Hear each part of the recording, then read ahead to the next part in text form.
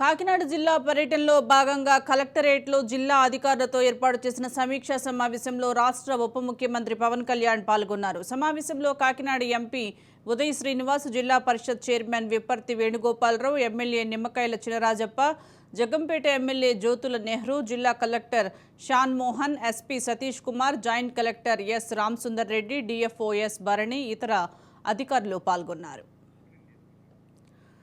దీనికి సంబంధించి మరింత సమాచారం మా ప్రతినిధి దుర్గా అందిస్తారు. దుర్గా,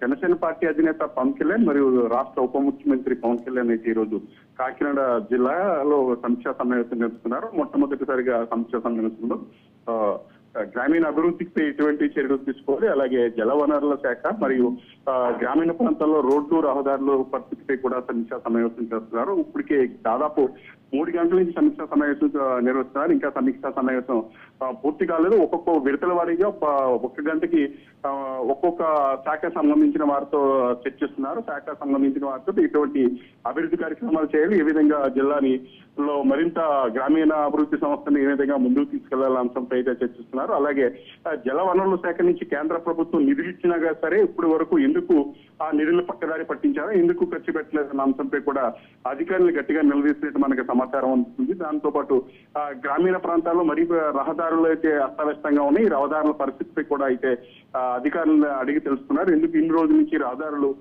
అసలు కేంద్ర ప్రభుత్వం నిధులు విడుదల చేసిన గ్రామీణ సడక్ యోజన కింద ఆ నిధులు ఎందుకు పక్కదారి పట్టించారో, ఆ నిధులు ఎందుకు ఇతర వాటికి తరలించారో అన్న అంశంపై కూడా అధికారులను అడిగి తెలుసుకుంటున్నారు. దాంతో పాటు గ్రామాలలో మరింత ఏ విధంగా అభివృద్ధి చేయాలంటే మరింత ఎటువంటి ప్రణాళికలు ఉన్నాయి మీ దగ్గర ఉన్న అంశంపై కూడా అధికారులు ఒక్కొక్కరిని అడిగి తెలుసుకుంటున్నారు. అలాగే గత 2 సంవత్సరాల నుంచి కేంద్ర నిధులు ఎంత ఖర్చు పెట్టారు, రాష్ట్రానికి సంబంధించిన నిధులు ఎంత ఖర్చు పెట్టారన్న అంశంపై కూడా అధికారులను అడిగి తెలుస్తున్నారు. అలాగే పిఠాపురం చుట్టుపక్కల ప్రాంతాల్లో, గ్రామీణ ప్రాంతాల్లో ప్రతి ఒక్క ఇంటికి నీటి వాటర్ కనెక్షన్ ఉండే విధంగా దానిపై చర్యలు తీసుకోవాలని చెప్పి ఆదేశించారు. అలాగే గ్రామీణ ప్రాంతాల్లో మరీ అధ్వానంగా ఉన్న రోడ్లు అయితే చేయాలి. అలాగే వీధి దీపాలు కూడా చాలా గ్రామాల్లో ఇప్పటి వరకు వీధి దీపాలు కూడా లేవు. ఆ వీధి దీపాలు కూడా కనెక్షన్ కూడా పునరుద్ధరించాలని కూడా చెప్తున్నారు. నిన్న ఫంక్షన్ పంపిణీ సజావుగా జరిగింది. రేపు పొద్దున్న కాలంలో కూడా ఇదే రకంగా చేయాలన్న అంశంపై కూడా అందరూ కలిసికట్టుగా పనిచేయాలని చెప్పి అధికారులకు దిశానిర్దేశం చేస్తున్నారు. అలాగే గత 2 రోజుల నుంచి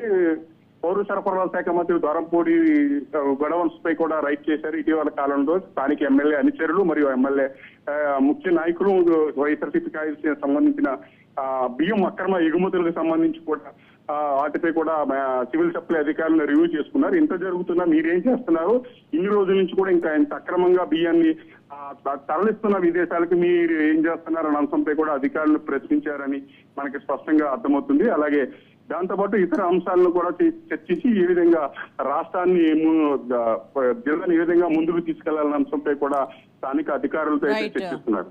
థ్యాంక్ యూ దుర్గా.